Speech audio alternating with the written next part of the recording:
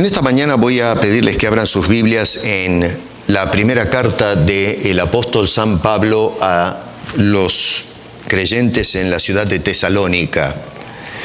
Primera de Tesalonicenses, capítulo 4, y voy a leer los versos 13 al 18.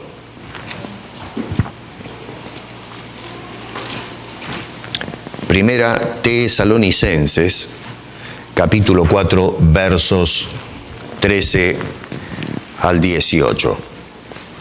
Tampoco queremos, hermanos, que ignoréis acerca de los que duermen, para que no os entristezcáis como los otros que no tienen esperanza. Porque si creemos que Jesús murió y resucitó, así también traerá Dios con Jesús a los que durmieron en él. Por lo cual os decimos esto en palabra del Señor, que nosotros que vivimos, que habremos quedado hasta la venida del Señor, no precederemos a los que durmieron. Porque el Señor mismo, con voz de mando, con voz de arcángel y con trompeta de Dios, descenderá del cielo, y los muertos en Cristo resucitarán primero. Luego nosotros, los que vivimos, los que hayamos quedado, seremos arrebatados juntamente con ellos en las nubes para recibir al Señor en el aire, y así estaremos siempre con el Señor. Padre, gracias por esta hermosa palabra de esperanza que has dejado a la iglesia tuya. Bendícela a nuestros corazones, porque te lo imploramos en el nombre de Cristo Jesús. Amén. Escogí este pasaje en esta ocasión porque hace 2 semanas partieron a la presencia del Señor 2 hermanas en la fe. Algunos de ustedes conocieron a mi suegra, algunos, y otros conocieron a la mamá de nuestra querida hermana Soraya. Y tal vez no todos, pero muchos de aquí han conocido a ambas personas. 2 personas extraordinarias, y hoy sentimos el vacío de la partida, pero mixta con emociones de alegría, porque sabemos que están en un mejor lugar. Y esto es algo extraño, ¿no es cierto?, de explicar cómo se encuentran sentimientos que parecen contradictorios. La tristeza y la alegría, pero esa es la realidad del pueblo de Cristo. Las palabras del apóstol San Pablo en estos versos, en realidad apuntan, y vamos a trabajar con la Biblia, a 2 verdades que son importantísimas para nosotros. Una es en el versículo 13, fíjense en el pasaje, de inyectar esperanza a la gente de Tesalónica, a los creyentes, y por extensión a todos nosotros. Y la segunda cosa, en el verso 18, es también inyectar aliento.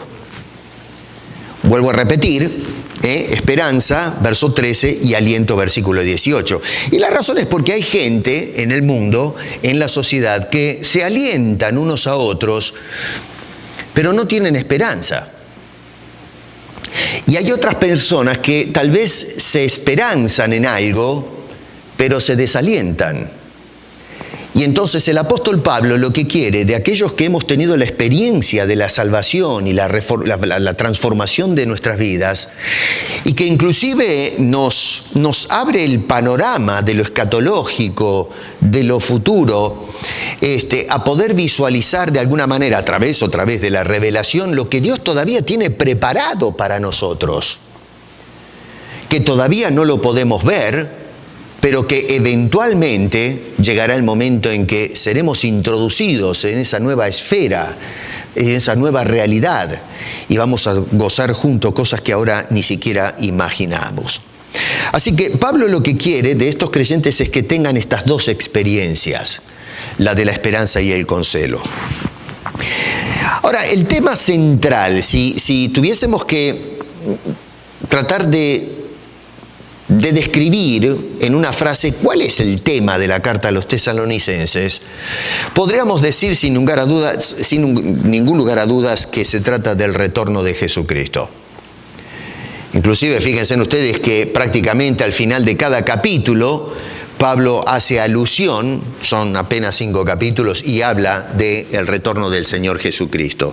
Pero no solamente ese asunto, sino que también Pablo va a subrayar la forma en que tenemos que conducirnos mientras esperamos ese retorno de Jesucristo. ¿Por qué? Esto es importante, porque puede ser que a veces tengamos la tendencia de mirar y esperar el retorno de Cristo despreocupados de cómo tenemos que vivir mientras esperamos. Y ojo, hay mucha gente que se concentra en cómo andamos en la vida cristiana perdiendo de vista el retorno de Cristo. Y Pablo lo que quiere es que no perdamos de vista ninguna de las dos cosas. Que mientras esperamos el regreso de Jesucristo por nosotros, que veamos también cómo nos estamos conduciendo como cristianos. El énfasis de la carta no es tanto teológico como práctico. Ahora, no estoy diciendo que no hay teología. Pablo es un teólogo y realmente ya de por sí hablar del retorno de Cristo, ahí si ustedes ven ese pasaje que acabamos de leer está cargado de verdades teológicas. Pero si bien es cierto que hay teología, en este caso Pablo está más interesado en cómo nos conducimos teniendo en cuenta esas verdades teológicas. Por eso digo, es más el énfasis está más en lo práctico de la vida cristiana en este caso. Ahora, podemos colegir qué clase de gente eran los hermanos de Tesalónica. A veces cuando leemos la Biblia, hermano querido, leemos la narrativa, pero no tratamos de entender cómo eran nuestros hermanos en la fe en el primer siglo. Leemos muy rápido. Y es interesante porque en base a lo que leemos de esta carta podemos pulsar más o menos qué clase de hermanos teníamos nosotros hace 2000 años atrás en la ciudad de Tesalónica. Y créanme que eran unas personas tremendas. Una de esas cosas que notamos, por ejemplo, si se van al capítulo 1, es que cuando ellos recibieron el Evangelio de Cristo, lo recibieron en medio de tribulaciones y problemas. No era fácil predicar y recibir el Evangelio. Yo ahora no tengo tiempo para explayarme en esto, pero los judíos en esta ciudad le hicieron tremendos problemas al apóstol San Pablo. Y luego lograron de alguna manera convencer a las autoridades civiles que también se levantaron contra Pablo y contra todas aquellas personas que escucharan el Evangelio y recibieran a Cristo. Por eso es que dice en el capítulo 1, verso 6, vosotros vinisteis a ser imitadores de nosotros y del Señor, recibiendo la palabra en medio de gran tribulación. No era fácil predicar el Evangelio y tampoco era fácil recibirlo. Acá déjeme hacer un poquito de un paréntesis. Hermano, yo no sé, pero hoy día me pongo a pensar a veces en las sociedades donde vivimos acá en Norteamérica. En algunos lugares de Latinoamérica no es como antes, pero a veces es un poquito difícil. Algunas regiones del mundo ni hablemos, es casi imposible predicar el Evangelio sin sufrir severas consecuencias. Pero acá dentro de todo hemos recibido el Evangelio sin mayores problemas. Tal vez alguno de ustedes sí, ¿no es cierto?, pasó algún problema, a lo mejor en casa, en el trabajo, en el vecindario, yo no sé. Pero en líneas generales, nosotros acá no tenemos la dificultad de que alguien nos predique el Evangelio y luego nosotros de recibir a Cristo y luego de poder vivir el Evangelio de Cristo. Y yo no sé, pero parece mentira que tengamos problemas a veces de practicar las cosas más simples de la vida cristiana. Congregarnos, por ejemplo. Tenemos una cantidad de cosas que se interponen entre nosotros y la adoración a Dios en forma congregacional.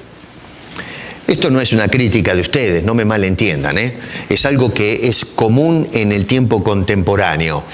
Llama la atención que la gente va corriendo a los templos donde les predican cualquier cosa. Esos templos se llenan.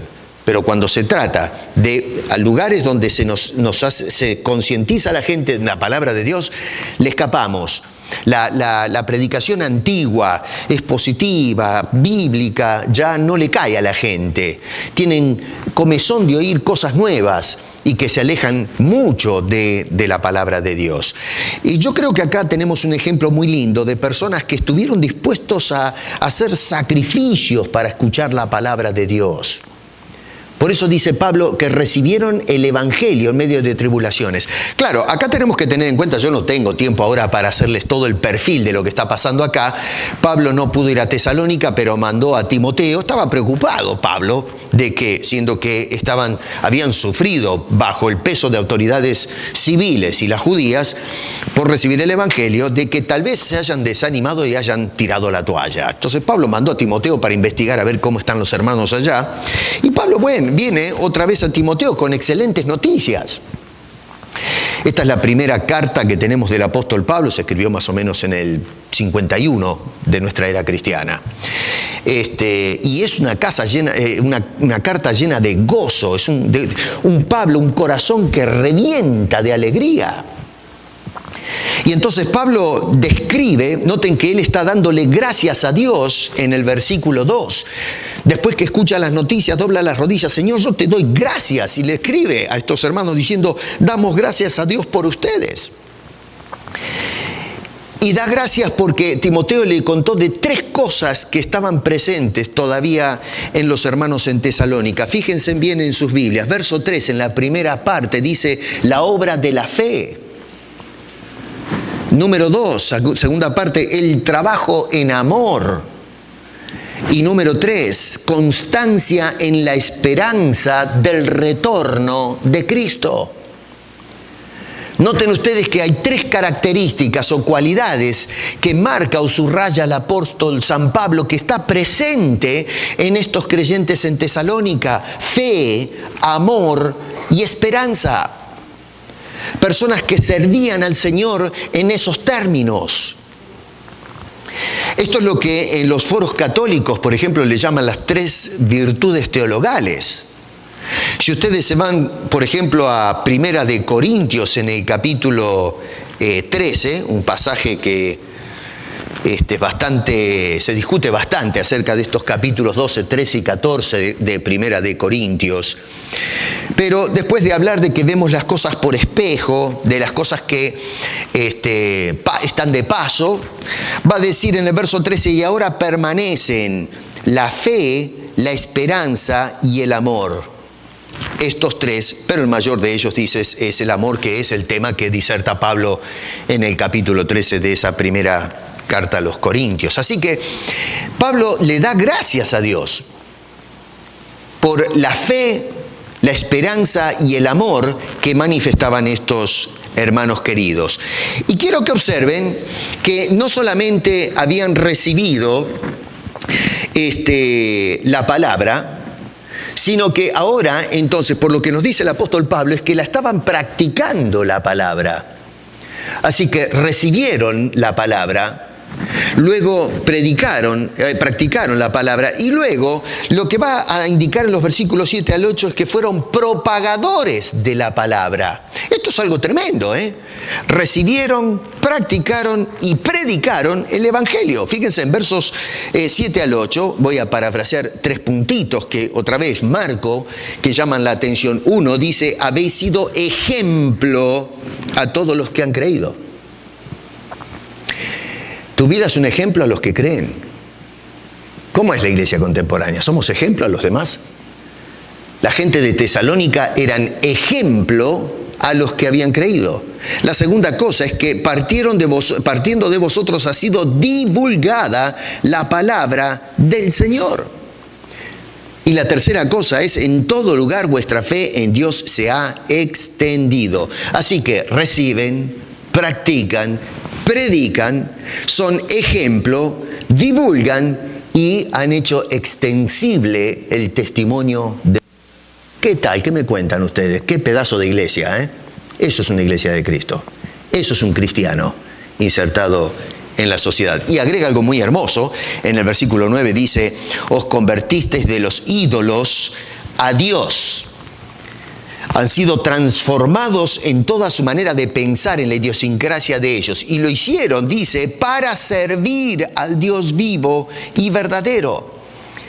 Y luego el verso 10 dice, esperar de los cielos a su Hijo, quien nos ha librado de la ira venidera. Así que estos hombres se convirtieron, o fueron convertidos por causa del Evangelio, de la predicación, uno, para servir a Dios, y número dos, para esperar en Dios el retorno de Jesucristo. ¿Cómo me gustaría que la iglesia de hoy, esta iglesia, nuestras iglesias, acá en Ontario, Estados Unidos, Latinoamérica, imitemos el modelo que nos dejó la iglesia de Tesalónica? Qué cosa tremenda que es esto. Esto es palabra para meditar, para hacer comparaciones, para ponerse a reflexionar. Bueno, ¿me parezco yo a estos creyentes? Porque el apóstol San Pablo dice que él está dando gracias a Dios por las características que mostraban estas personas. Y bueno, entonces Pablo se dirige, si se van un poquito al capítulo 4, yo salto acá porque no tenemos tiempo para exponer toda la carta, ¿no? Mi propósito es llegar acá al verso 13, pero en fin, ustedes en casa después estudienla con mucho cuidado. Pero el apóstol Pablo, cuando va al capítulo 4, entonces, siendo que estas personas eran tan consagrados, y lo único que vemos en Pablo son elogios para ellos. No hay ninguna crítica. Pero entonces les escribe, y ya que está, les va a decir que traten de practicar 3 cositas, ¿no es cierto?, que pueden meter o incrementar la agenda de buen testimonio de estos hermanos.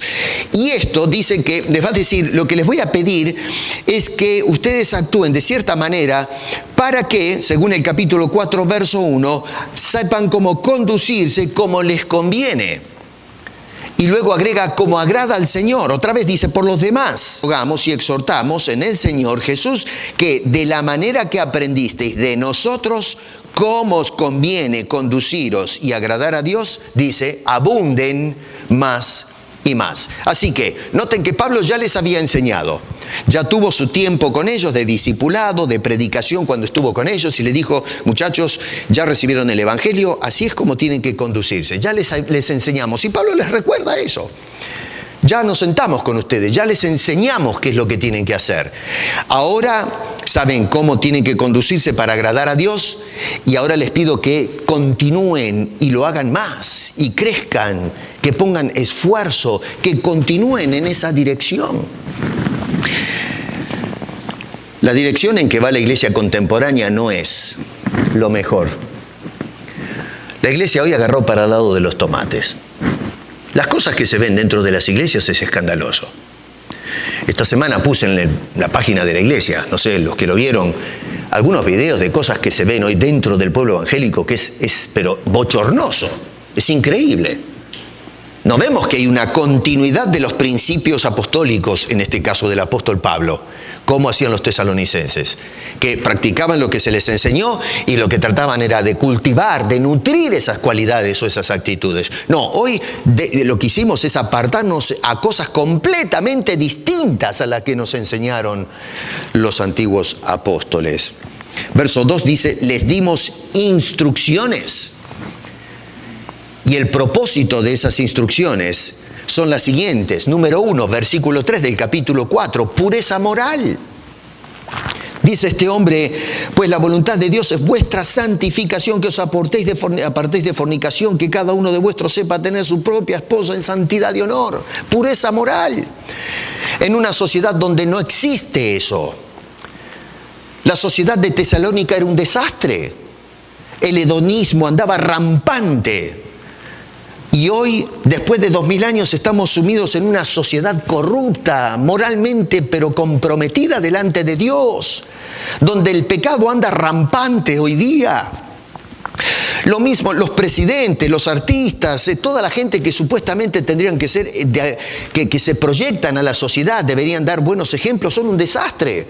Y luego bajamos por la pirámide social y en la base estamos nosotros y es la misma cosa. Es un desastre donde estamos parados.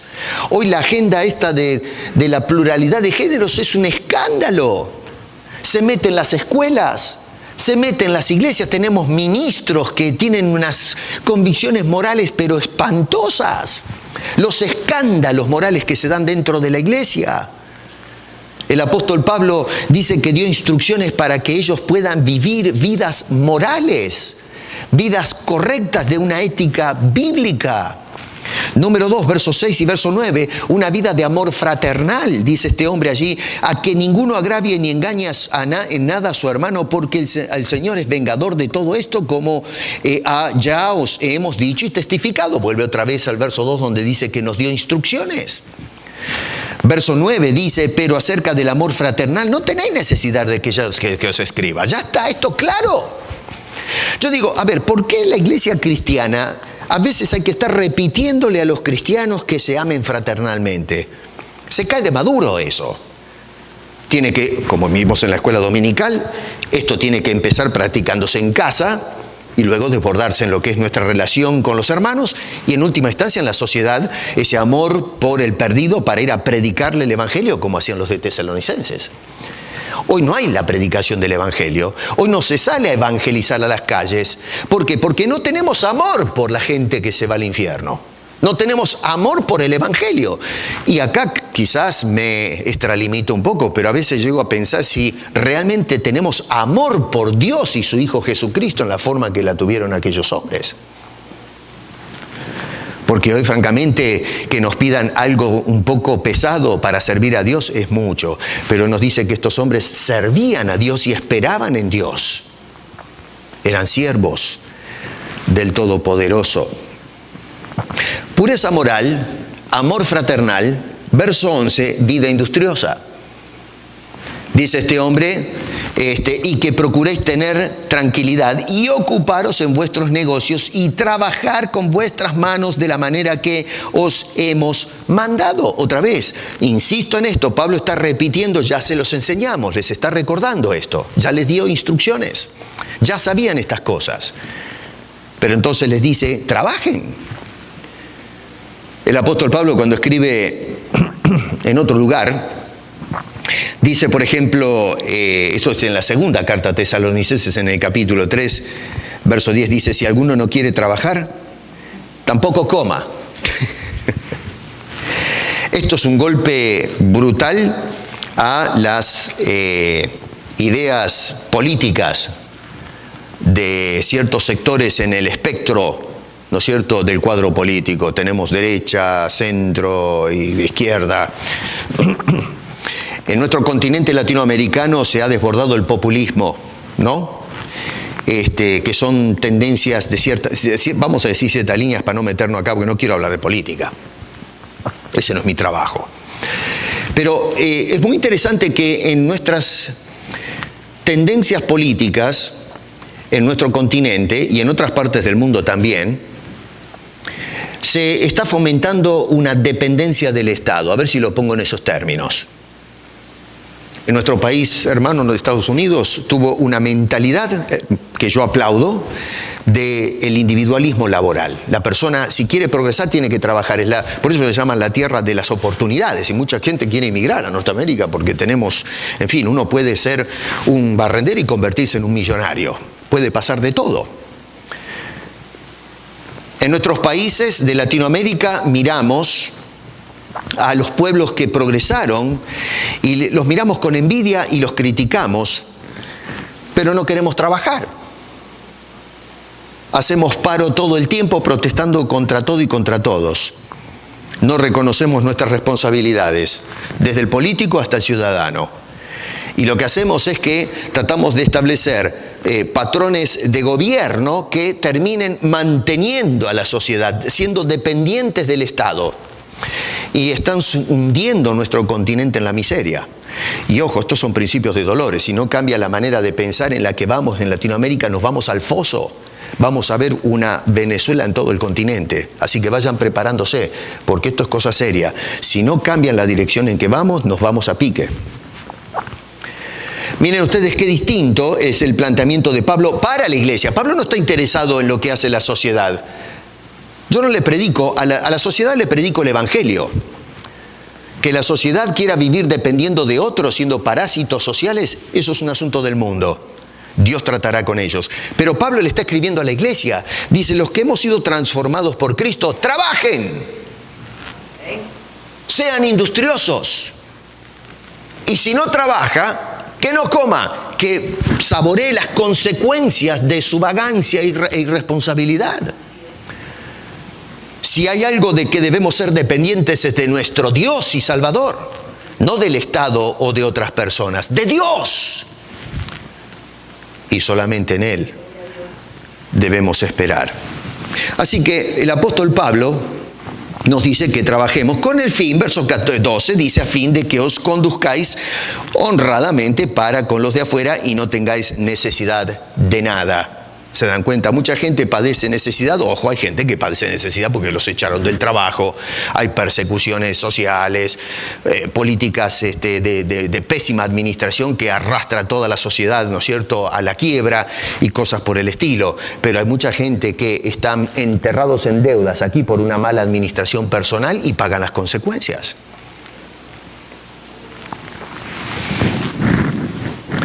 Todo esto dice, otra vez, verso 1, para agradar a Dios, no agradar a los hombres.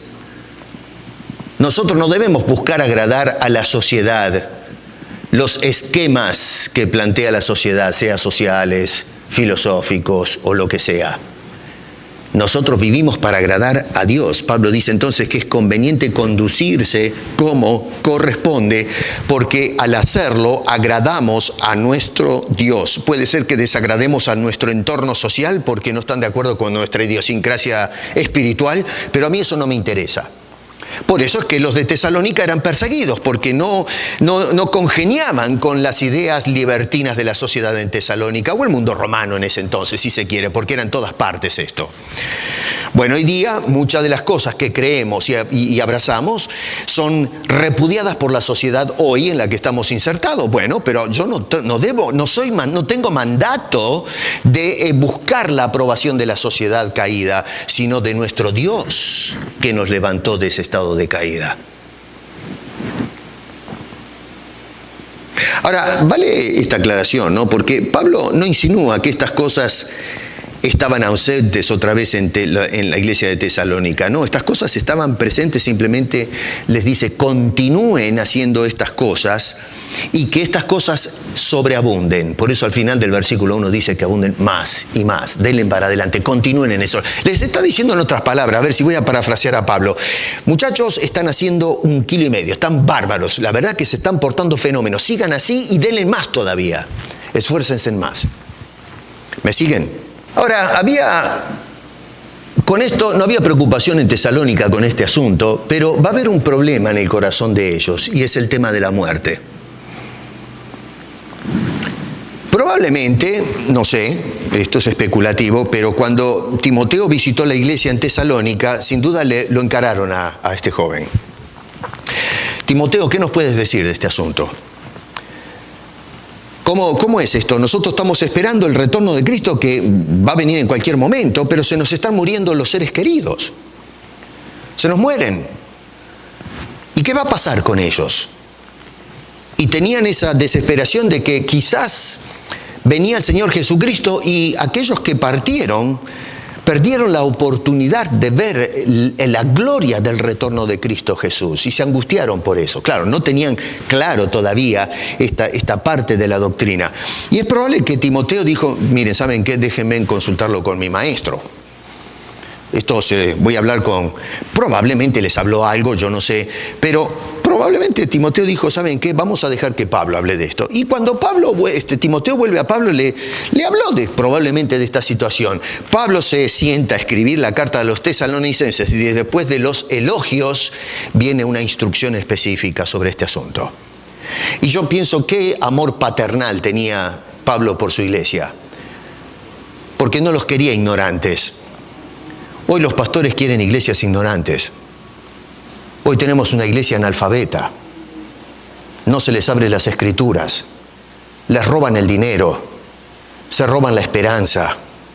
No miran al futuro, excepto el futuro económico de sus bolsillos. No dirigen las almas a ser más dependientes de Dios, sino dependientes de ellos. Pablo era un amor que amaba a la congregación. Amaba a las ovejas de Cristo. No eran sus ovejas, eran de Cristo. Cristo las compró a un precio altísimo que era su sangre preciosa y pura. Y entonces Pablo no los deja sumidos en, muchachos, quédense tranquilos, tengan fe. No. Pablo inmediatamente, después de los elogios, dice, yo tengo que orientar a estos muchachos y a estas mujeres, a estos hermanos míos, a estos hijos en el Señor. Y es por eso que tenemos esta glosa, estos versículos preciosos, que son algo, un consuelo para la vida de la iglesia y para todos los creyentes. Y entonces el apóstol Pablo, después de los elogios, pasa a la orientación. Y noten que dice en el verso 13, tampoco queremos que ignoréis acerca de los que duermen. No quiero que se queden con la duda, no quiero que se queden allí con esa preocupación en el corazón. Y las palabras de Pablo en esta parte de la carta no solo son para alentarlos a ellos, es decir, yo les doy aliento a través de la carta, sino para que ahora ellos comiencen a practicar el aliento mutuo entre ellos. Porque nota que en el versículo 18 dice entonces, alentaos. No solamente reciban el aliento mío mediante la información que les doy, pero una vez que ustedes agarraron esto, ahora entre ustedes, dense en apoyo, aliéntense unos a otros. Tremendo. Lo que quiere este hombre es que la iglesia sea una iglesia practicante, no que recibe la información, sino que luego sean sus propios maestros. El viernes le decía yo a la gente que estuvo en el estudio bíblico en la casa de unos hermanos, que yo doy los estudios bíblicos ahora, pero mi propósito no es que se queden todo el tiempo escuchándome dar lecciones. Yo quiero que ustedes pasen a ser maestros. Si ustedes son siempre estudiantes que dependen de lo que yo enseño, fracaso en mi trabajo. Mi trabajo es enseñarles para que ustedes pasen a ser maestros de otros. Eso es lo que hizo Jesucristo, pasar la información para que los discípulos suyos llegasen a ser maestros. Y el apóstol Pablo preparó a ciertas personas para que pasen de ser los discípulos de Pablo a maestros. Y es por eso que Pablo dejaba a este joven Timoteo en Éfeso, acá en Tesalónica, para que instruya, para que oriente. Eventualmente Pablo partió a la presencia del Señor y quedó Timoteo. Y sin duda que Timoteo tuvo que también ver que sus tejas se convierten en blanco y tratar de preparar a sus discípulos para que ellos continúen la labor. Y así uno tras otro hasta que llegamos a 2000 años de historia y seguimos haciendo lo mismo. Pablo instruía para ser maestros, dice, para que se consuelen entre ustedes mismos acerca de estas cosas que son propias de la vida. Dice, alentaos con estas palabras. ¿Qué palabras? Las palabras del verso 13 al 17, en lo tocante a la muerte. La palabra alentarse en griego es parakaleo y técnicamente la palabra quiere decir, lisa y llanamente quiere decir llamar al lado de alguien. Y en este caso, en este contexto, es la persona que está desanimada, que no tiene, que no tiene ánimo. Bueno, tú llámalo, tráelo. El aliento es para traerlo al estado de ánimo, de comunión, no solamente entre nosotros, pero comunión con el Señor en estos momentos difíciles.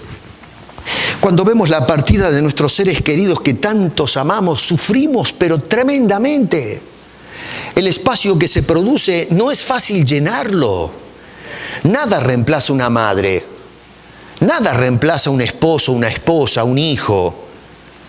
Nada reemplaza un hermano querido en la fe. Lo reemplaza otro hermano. Podemos tener a lo mejor otros padres, qué sé yo, si nos adoptan o lo que sea, pero hay algo que solamente esa persona que formó parte de nuestra vida ocupa ese lugar. Así como el espacio de Dios es de Dios. Nadie puede ocupar el espacio de Dios. Así que había personas que sufrían el desánimo en este momento. ¿Qué va a pasar con este ser querido? Se perdió, se le fue el tren. No llegó a la meta. Y Pablo entonces dice, no se desanimen muchachos. No es así. Déjenme que los oriente para que se alienten unos a otros. Llámenlos, llámense, así como yo los llamo a ustedes, ahora llámense ustedes también, anímense. Y entonces Pablo va, ya voy a ir cerrando entonces un poco, pero dice, los llama a alentar, o nos llama, vamos a hacer esto extensivo, porque le está escribiendo a Tesalonicenses, pero la lección es para todos. Dice, alentaos, pero en el verso 13 nos llama a alentarnos a la esperanza. Alentarnos a la esperanza. Dice este hombre que nos alentemos en cosas seguras. No quiero que ignoren esto. No son especulaciones de lo que nos está hablando Pablo. Yo sé que en el mundo y en la sociedad hay gente que cuando se habla de la muerte, de la partida de esta existencia, algunos son nihilistas, es decir, dicen, cuando se murió se terminó todo, ¿no? El alma, el cuerpo, todo termina. Sí, algunos ni creen en el alma, son simplemente funciones eléctricas del cerebro, incluso las emociones. Bueno, hay, ¿no es cierto?, lugar para todos en esta manera, en este debate. Pero hay personas que, en fin, piensan que sí, tal vez tenemos una parte inmaterial, pero que cuando morimos se terminó, pasamos a un estado de inanimación, a un estado inanimado. Y así podemos pasar, hay otros que hablan de reencarnación, hay quienes hablan de la otra vida en el campo del espiritismo, que todas las almas pasan a ser luz y fe, unas teorías muy raras. Pablo dice, yo no quiero que queden en la especulación, adivinando qué será del otro lado. A veces ustedes les preguntan a las personas hoy, ¿qué piensa usted que sucede después de la vida, cuando pase al otro lado? Y yo pienso que esto es lo que sucederá o lo que sucede. Pero yo pienso quiere decir, no sé. Es simplemente una opinión. La persona que sabe dice, esto sucede. Pero la persona que dice, yo creo que va a pasar esto o sucede esto otro, no tiene la menor idea. Es más, tiene inseguridades. Porque si dice, yo pienso, quiere decir que no está seguro. Está dejando un margen por las dudas si me equivoco. Con Pablo dice, no, yo no quiero que ignoren este asunto. Nos está dando absoluta seguridad. No hay algo más desalentador, pienso yo, que la ignorancia acerca de estas cosas. ¿Qué pasa con nuestros seres queridos? ¿Dónde están? ¿Están en el infierno? ¿Están en el sepulcro?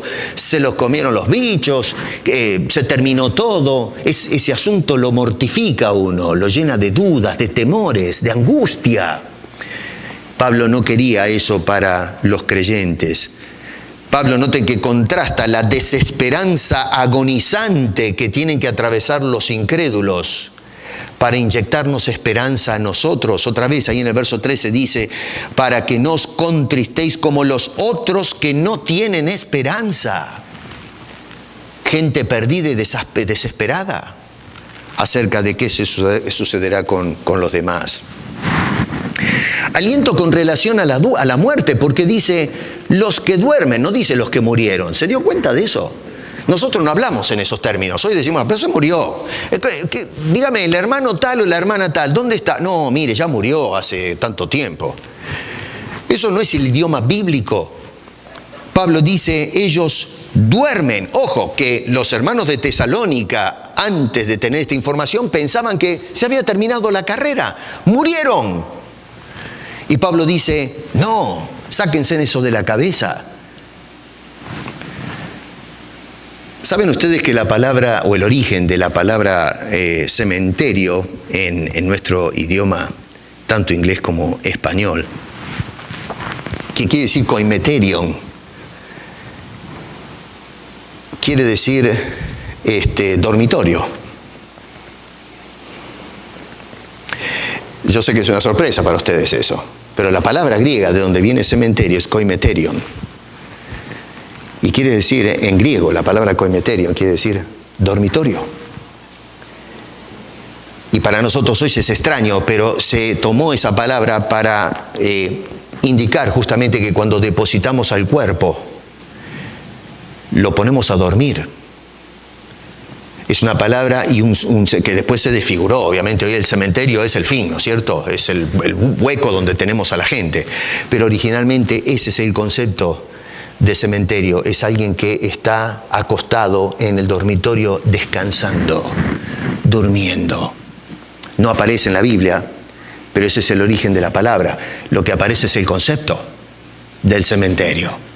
Dormir, dice este hombre, ellos duermen. Los que no han conocido a Cristo, no dice que ellos van a morir, dice están muertos. No es que van a encarar la muerte, ya están muertos en sus delitos y pecados. Pero el cristiano que ha recibido la vida no puede morir, simplemente se acuesta a descansar hasta el día en que el Señor lo levante de su sueño. Ahora, cuidado con esto, porque algunos sostienen la teoría del estado inanimado, ¿no es cierto? Es decir, que cuando uno murió se fue a dormir y chao, no tiene conciencia de nada. Pero la Biblia no nos da ese tipo de modelo. El apóstol Pablo, ¿se acuerdan en Filipenses que decía que prefería morir y estar con Cristo, no estar en el dormitorio durmiendo en estado de inconsciencia? Cuando usted duerme no se da cuenta de nada. Sueña, sí, pero lo que está pasando en el mundo alrededor no se dan cuenta. Hay gente que duerme tan duro que tiran una granada al lado y ni se despierta, ¿no? Así que sé yo. Pero bueno, en fin, no sabemos qué pasa a nuestro alrededor. Pero en el caso de los que no son creyentes, están muertos. Y lo que ven después es la muerte física, pero en lo espiritualmente ya están comprometidos, están perdidos. La Biblia cuando habla de nosotros habla en esos términos. Y Pablo dice, yo quiero estar con Cristo en estado de conciencia, entendiendo que estoy delante del Señor y viendo las glorias del cielo. Y vemos el famoso caso de aquel rico y Lázaro, ¿se acuerdan que usó Jesús para hablar un poquito de la resurrección y de los misterios del cielo? Y habla de un hombre que en esta vida pasó las 1001 y muere. Y Lázaro, un rico, ¿no? Un hombre forrado de plata que ignoró la situación de este hombre, se olvidó de Dios y murió también. Y dice que cuando pasan el umbral de la existencia al otro lado, los dos están perfectamente conscientes, en estado totalmente animado de existencia, fuera de sus cuerpos, en un estado desencarnado. La Biblia nos dice que nosotros dormimos totalmente. No, cuando pasamos de esta realidad a la próxima, estamos en estado de conciencia. Es nuestro cuerpo el que duerme, no nuestras almas. Ese misterio de que vamos a la presencia de Dios. Y es por eso que estamos gozándonos de que nuestras queridas hermanas están viendo cosas inefables en este mismo instante. Ustedes me escuchan a mí y ellos ahora están escuchando los coros en el cielo, al Maestro mismo. ¿Qué sé yo? ¿Qué cosas extraordinarias, hermosas están viendo ellos ahora?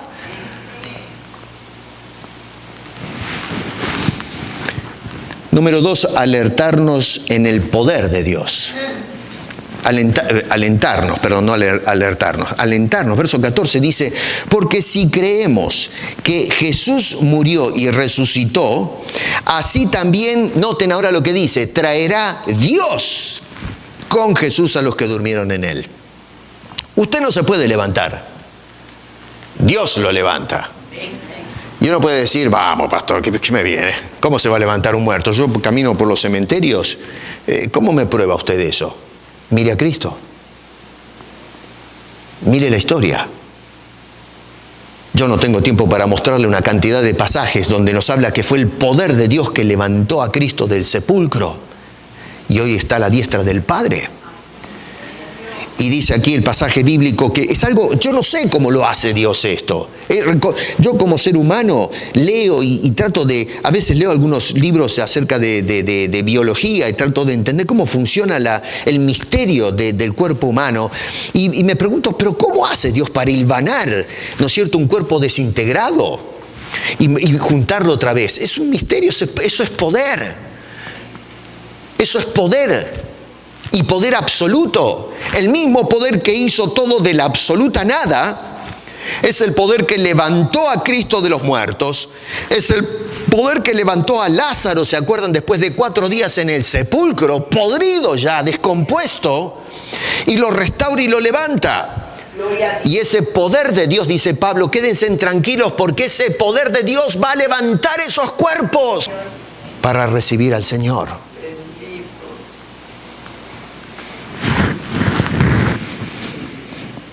No solamente tenemos el ejemplo en Cristo, Noten la fórmula allí. Si creemos, así también la fórmula gramatical. Pero tenemos la garantía que tenemos de que vamos a ser levantados por Cristo. La garantía nuestra es en Él. Por eso es importante recibir el Evangelio. Lo que es en Cristo. Los que estamos en Cristo. Los que vamos a ser levantados para estar con el Señor. Alentaos. Pero alentaos en el poder de Dios. Es el poder de Dios el que hace posible estas cosas. Nada puede hacer lo que hace Dios. Ni nadie. Y número 3, y por último, alentarnos con la gran proeza de esta obra. 1, versículo 16, Cristo vuelve.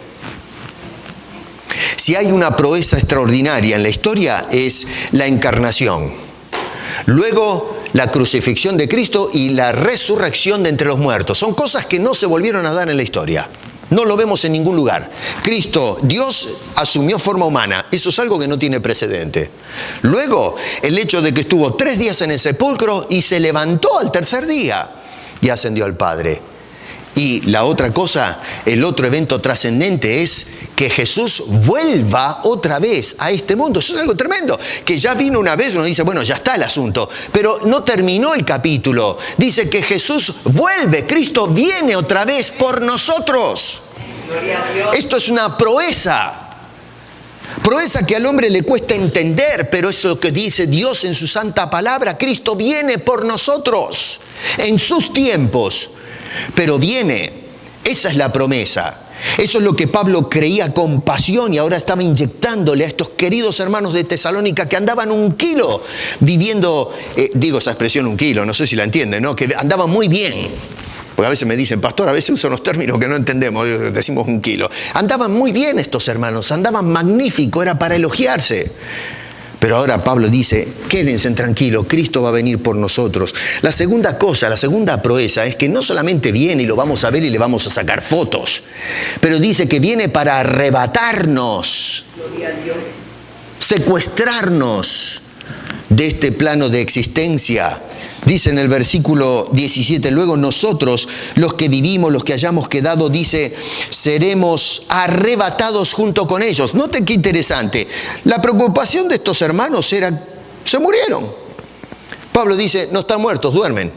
Bueno, pero siguen dormidos entonces. Y les dice, no se preocupen, porque todavía hay más. Esos que duermen, ustedes no van a salir adelante a recibir a Cristo, no. Dice, Dios los va a levantar, no sé cómo. Pablo ni se preocupa en explicar eso, porque es un imposible. Pablo, algunos dicen, pero ¿cómo es eso? ¿Cómo va a ser Dios? Pablo, no lo busques, porque Pablo ni gasta tiempo en tratar de explicar lo imposible.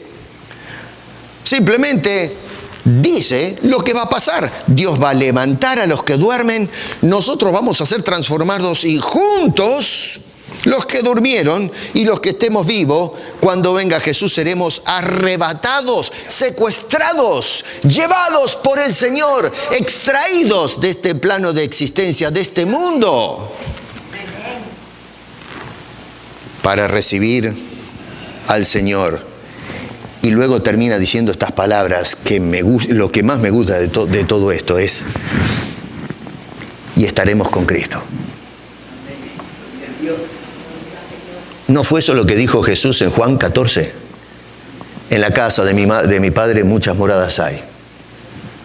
Si así no fuera, yo os lo hubiera dicho.